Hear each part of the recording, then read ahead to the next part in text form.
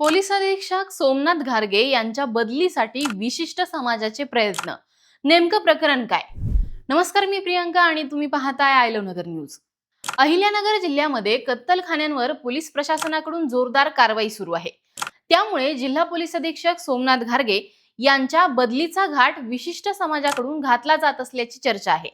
पोलिसांनी कारवाईची तीव्रता अधिक वाढवली असल्याची माहिती विश्वसनीय सूत्रांकडून समजली आहे. नक्की हे प्रकरण काय आहे? यात जिल्ह्यातील एका बड्या नेत्यातर्फे बदलीचा प्रयत्न सुरू असल्याची काय चर्चा आहे? चला थोडक्यात जाणून घेऊयात.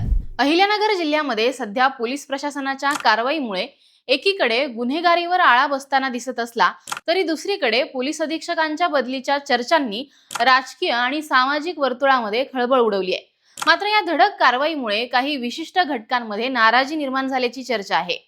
जिल्ह्यातील काही व्यक्तींकडून पोलीस अधीक्षकांची बदली व्हावी यासाठी प्रयत्न सुरू असल्याची माहिती समोर येते. या पार्श्वभूमीवर प्रशासनातील निर्णय प्रक्रियेवर आणि कायदा आणि सुव्यवस्थेच्या अंमलबजावणीवर राजकीय दबाव येतो का याबाबत प्रश्न उपस्थित केले जात आहेत. ही कारवाई थांबावी यासाठी पोलीस अधीक्षकांची बदली करावी अशी मागणी घेऊन नाराज समाज सत्ताधारी पक्षातील मुख्यमंत्र्यांच्या जवळच्या समजल्या जाणाऱ्या जिल्ह्यातील नेत्याची भेट घेऊन आल्याची चर्चा आहे. त्यामुळे पोलीस प्रशासन भलतच सतर्क झालं आहे. राज्याचे मुख्यमंत्री देवेंद्र फडणवीस हेच राज्याचे सध्या गृहमंत्री आहेत. त्यांच्या आदेशानुसारच पोलिसांकडून गोवंशीय जनावरांची कत्तल करणाऱ्या कत्तलखान्यांवर कारवाया सुरू असल्याचं समजतंय. जिल्ह्याचे पोलीस अधीक्षक सोमनाथ घारगे यांच्या नेतृत्वाखाली गेल्या काही महिन्यांपासून गोवंशीय जनावरांची अवैध कत्तल करणाऱ्यांच्या विरोधात कडक कारवाई सुरू आहे. त्यांच्या मार्गदर्शनाखाली स्थानिक गुन्हे शाखेच्या पथकाने मोठ्या प्रमाणात धडक मोहीम राबवली आहे. यात अनेक गुन्हे उघडकीस आले आहेत.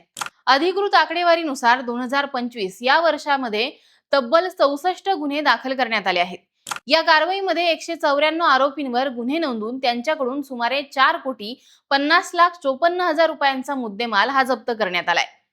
याशिवाय चालू वर्षातही कारवाईची तीव्रता ही कायम ठेवण्यात आली आहे. 1 जानेवारी 2026 पासून आजपर्यंत 20 गुन्हे दाखल झाले असून 69 आरोपींना अटक करण्यात आली आहे. या कारवाईमधून 1,58,05,735 रुपयांचा मुद्देमाल हस्तगत करण्यात आलाय. गोवंश गुन्ह्यातील आरोपीच्या 6 टोळ्या 36 आरोपींना जिल्ह्याबाहेर हद्दपार देखील करण्यात आलाय. त्यामुळे अनेक कत्तलखाने हे बंद पडले आहेत.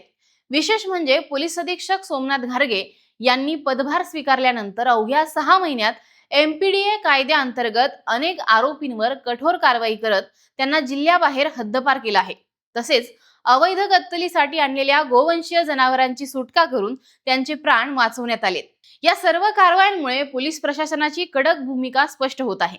मात्र या धडक कारवाईमुळे काही विशिष्ट घटकांमध्ये नाराजी निर्माण झाल्याची चर्चा आहे.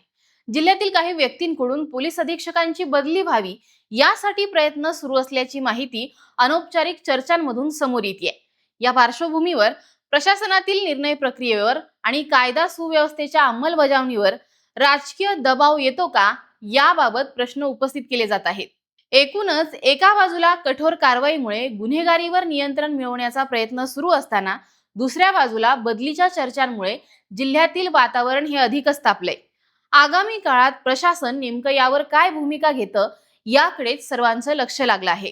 तुम्हाला याबद्दल नेमकं काय वाटतं हे आम्हाला कमेंट करून सांगा आणि पाहत राहा आय लव्ह नगर न्यूज.